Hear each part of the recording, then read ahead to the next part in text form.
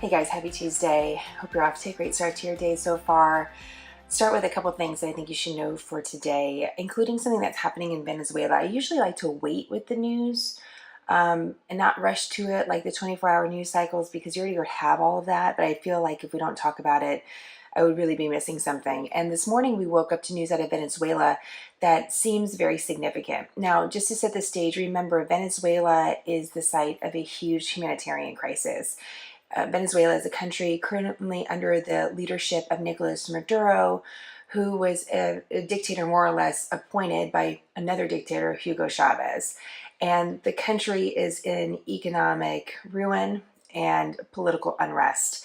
And the United States at this time is supporting an opposition leader by the name of Juan Guaido. The United States formally recognized him as the rightful leader of Venezuela, although Nicolas Maduro is still in power. So hold that thought in your minds. One of the other things you should know about Venezuela is Venezuela has the largest known oil reserves in the entire world. So what happens in Venezuela and what potentially happens to their oil markets, you have to be careful. Having the most oil reserves in the world is different than accessing the greatest oil reserves in the world. So what happens in Venezuela has the potential to affect global markets because of the potential of the oil reserves, so of the known oil reserves. So that's something you should know. This morning, the Associated Press and others has reported that Juan Guaido has taken to the streets of Venezuela, again, the opposition leader, backed by some members of the Venezuelan military, saying essentially that the time is now for a coup on the government, which would be presumably a military takeover of the current regime. That's what it sounds like. We know that there was supposed to be some big protests tomorrow, planned for tomorrow. So I just want to put this on your radar because it's early. We're just getting the initial reports. Remember, Russia is involved in Venezuela. They're an ally of Venezuela. The United States also watches Venezuela, not just because of the humanitarian crisis and the oil reserves, but because of Venezuela's relationships with their adversaries. And if you check out a map, which I encourage you to do, because I know, when I think about Venezuela, I think about a country that's really far south. But if you look at where Venezuela is, it's in close proximity to the United States. And that's one of the reasons why we pay close attention to it as well, just logistically. So I want you to know that's happening today. We don't know exactly what's going on, but you should know about it. So those are a couple things that you should know.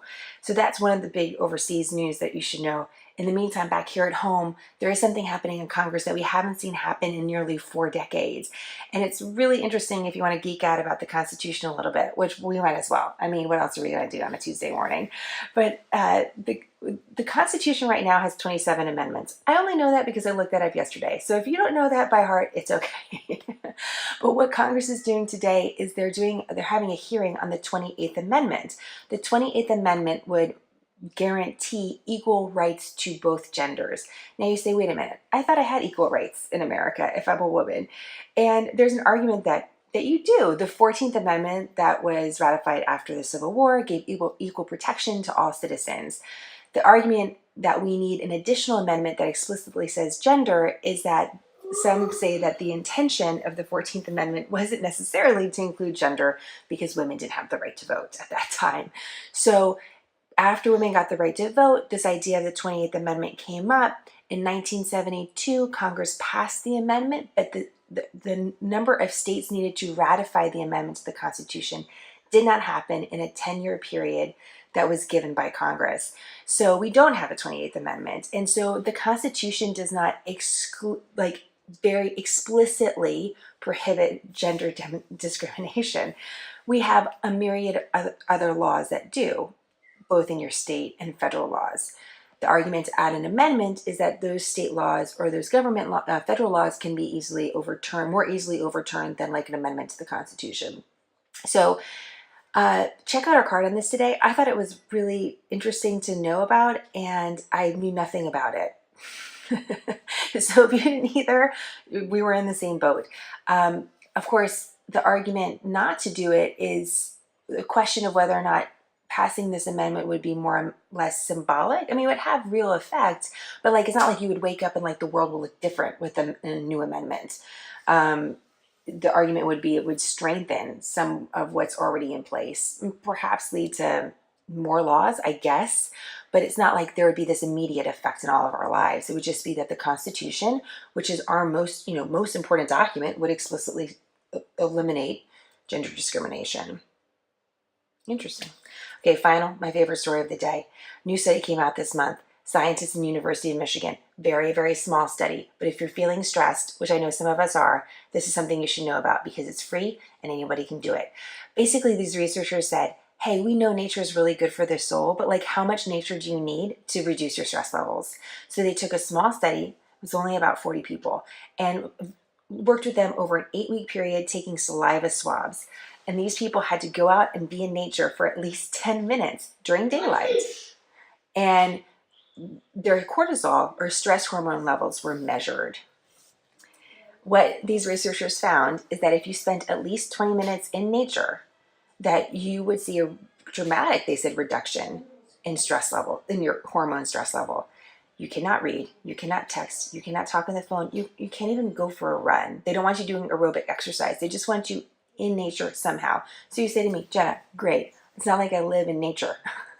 I'm not going to find a woods down the block. And I get that because right now I can walk into my driveway and stand under a tree and I could say I'm in nature, but like, am I? And when I lived in a city, like, where was I going to find nature?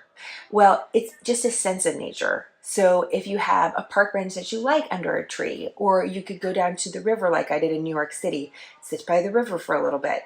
It was a sense of nature that was providing people this drop in their cortisol level. Anything more than 30 minutes, it was a slower benefit, but 20 minutes was sufficient, 30 minutes was great. So they're calling this a nature pill because researchers are hoping that with more study, they could get more specific. So like if you're a woman that's 25, they could say, you know what, you need about 15 minutes in nature. Maybe you're a woman who's 45 and they said, well, maybe you need this. And so maybe we can prescribe it, make these personal prescriptions when it comes to nature.